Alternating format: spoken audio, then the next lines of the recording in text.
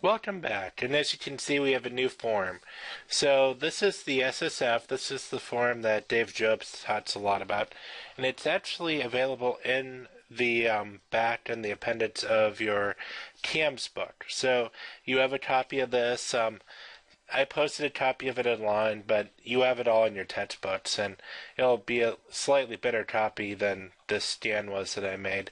So you may want to refer to your the one that's in your book.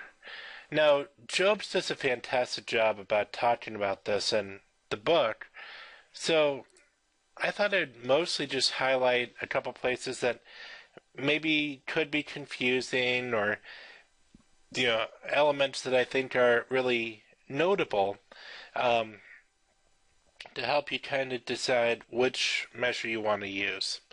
So with this measure, one thing that you likely picked up by through reading the Jobs book is it's inspired by a whole bunch of different researchers.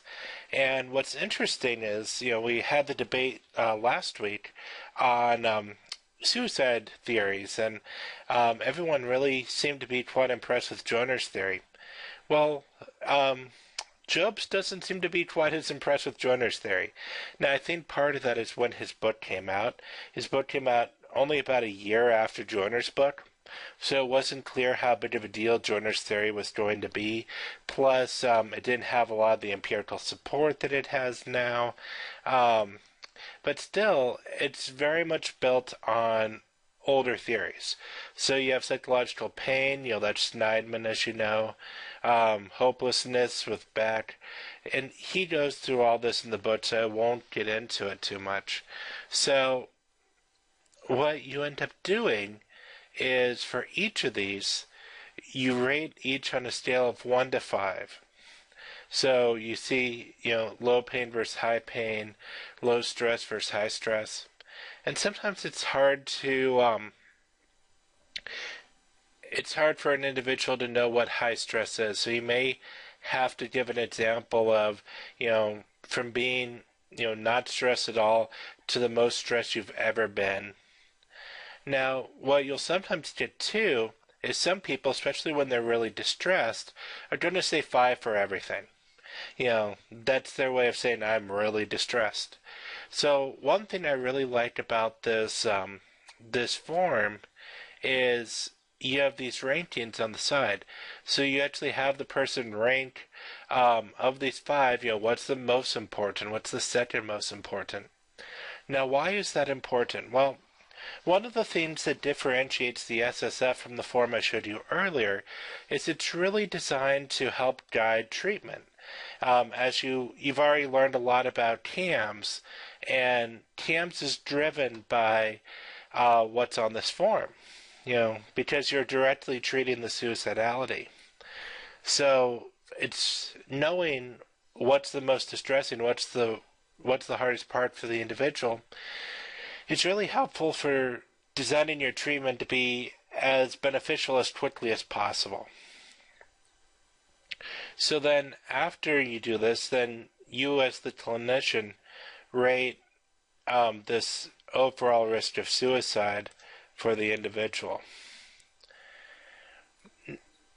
Now you have the 2 items on suicide being related to thoughts of and feelings of self or others, and Joe presents some data on that. I'm not as sold on these items just personally, but Jobs does have some pretty compelling data in the book, and I'll let you read for that. Again, one of the reasons why this measure makes my list is reasons for living versus reasons for dying.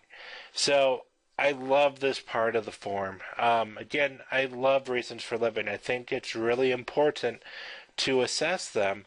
And what you'll see, as Jobs mentions, is for a lot of suicidal people, they're very ambivalent about life. You may have 2 to 3 reasons for living, 2 to 3 reasons for dying. That's pretty common. Now, when I have a client that can't tell me a single reason for living, that really worries me.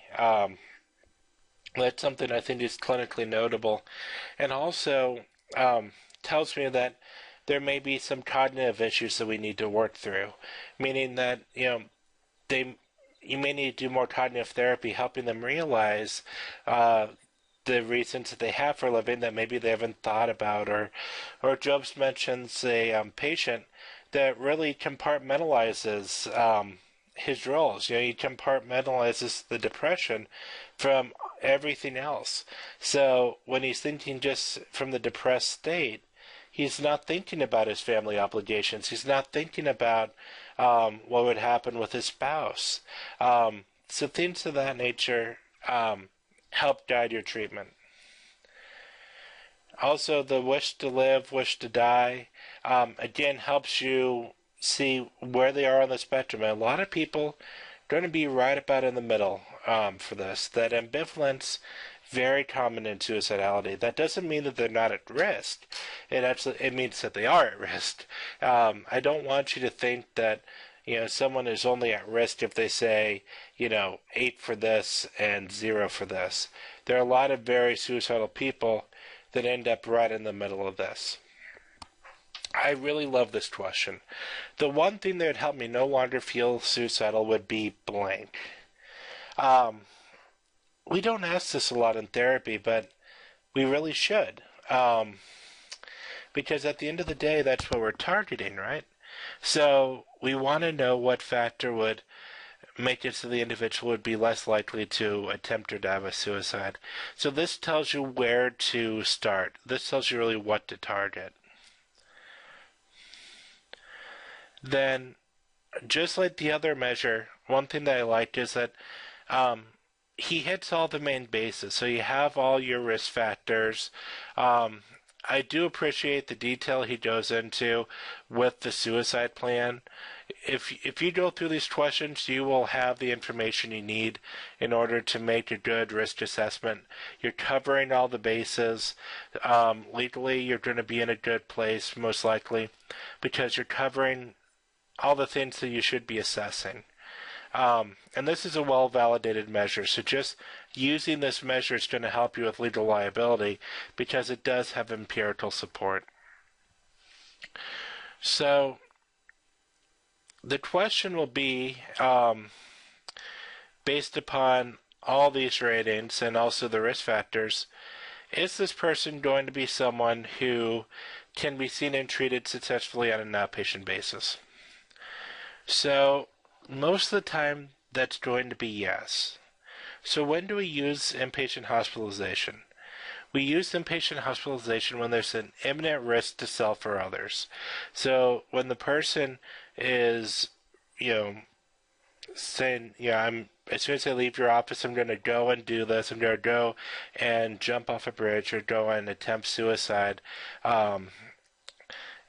Or even if they're telling me, I can't control myself right now. I don't know what I'm going to do when I leave your office. To me, those are times that I'm going to move toward hospitalization, either involuntarily if the person's not willing, but hopefully voluntarily. Usually, you can get the person to agree to go into the hospital especially when they say they can't control their behaviors. That's a good time to be in a safe place. And no progress can be made, no problems can be solved if the person's dead. So with that, it's important to it's important to have that discussion. But short of that, you can usually treat it on an outpatient basis. And again, Jobs goes into great detail on this and really describes it well. So I'm not going to go into too much detail. I assume you can read it. But here what you do is you take what you've learned from the earlier parts of the form and you create your treatment plan, rather. So with the treatment plan, you describe what the problem is, what your goal is, the intervention you're going to use, and how many sessions you estimate it'll take to fix the problem. So for CAMS, the first problem, and I think for any treatment with suicide, the first problem has to be suicide risk. That's what we're most worried about. That's the life or death issue, obviously. So that's the first thing we're trying to do, is reduce suicide risk. The second thing is often whatever they said here. And you may end up working on these things at the same time, but it may be relationship issues that you're doing along with helping the individual learn how to manage their crises. Um, and again, Jobs does a nice job describing that. There's more in the video, in the next video with Dave Jobs I'm going to post. So a lot more coming on that. But the main thing is that you take your assessment, you take what you've learned in your assessment, and feed that directly into your treatment plan. This makes great sense. It's often not what people do. This is part of the reasons why TM Adden was very influential. What people would typically do is they would do this great suicide assessment and then say, okay, the person's depressed, and just treat depression. They wouldn't focus on the suicidality. When really, again, that's the thing that's the life or death issue. That's the thing we have to start with. So I love this intervention because it does start with that, and it's a non-negotiable. If you're going to be seeing that patient, number one priority has to be keeping you safe. So here you can mark that the client understands the plan and agrees to the plan, and you can say whether there's clear and imminent danger of suicide. So if this is yes, they need to be hospitalized. If it's no, then they can be treated on an outpatient basis. Now you sign this, and or the patient signs this rather, and you sign this. Now this is not a no suicide contract. Let's talk about that briefly. And Jobs mentioned it some, but it still persists today, and it's something we need to talk about. So what used to be done for managing suicide risk is you just write up this contract that says, I will not attempt suicide while being seen by such and such provider. Have the client sign it, and that would be it. And people would think that would protect them legally. People would think that would reduce suicide risk. It doesn't do that. It doesn't do either of those. It hasn't been shown to help. There's no empirical support for it. If anything, what it does is it gives the clinician a false sense of security, so they're not checking up on the client as much as they should be. So, as my students know, I still use no suicide contracts, but for a different reason.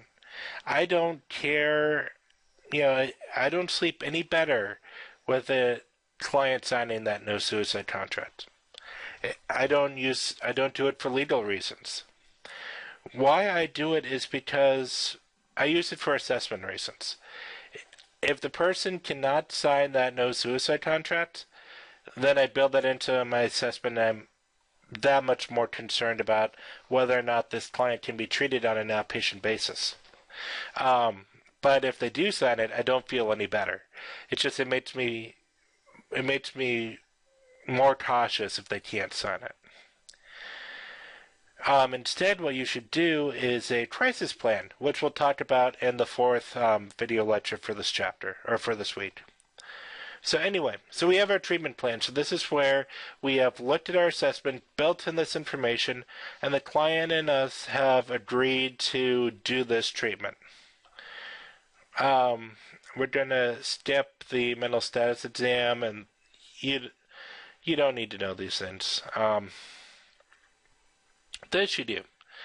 So here you're going to mark your client's overall risk of suicide, mild, moderate, severe, extreme, and explain why you said that and what precautions you're taking given that suicide level.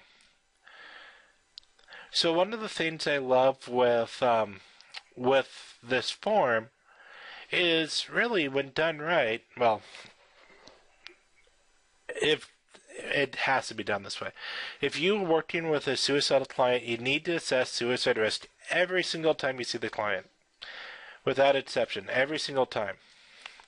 So what I like about this is that it has a shorter tracking form that you actually do with the client every time you see them. So you rate a lot of the same things, and it gives you a chance to go over the treatment plan. You can see on the back there's this information again, but really as far as what the client sees, you just have this front side. And this allows you to help see what's happening. You can, what's getting better, what's not getting better. And it can help you talk about, problems that the client's having. So I really like this assessment being part of every single session. I think that's absolutely critical and a great part of this intervention. So when do I use, and here's the outcome form. So at the end of treatment, what you end up doing is you, again, have them write down these elements, and then you do something that's called essentially relapse prevention. So you try to help the client know what to do in the future, what to do if you feel suicidal in the future. So that's where some of these come into play. Is what aspects are most helpful to you? What have you learned? They'll help you in the future if you become suicidal. These are more to help remind the client of those things so that they know what to do in the future. So, big picture, when do I use this? If I just need to do a single point suicide assessment, if someone just takes me to a client and says, I need to know this person's suicide risk level, I use the one that I showed you in the first video. I use the SAP measure. If I'm seeing someone in therapy and I need to actually treat the suicidality, I'm using this form. I'm using the SSF. So in my mind, at least just for me, people may feel differently. That's how I use it. So I really like the SAP for just one-time, easy use, get the assessment. But for treatment and guiding treatment, it's really hard to do better than the SSF. It's a really very, very good form.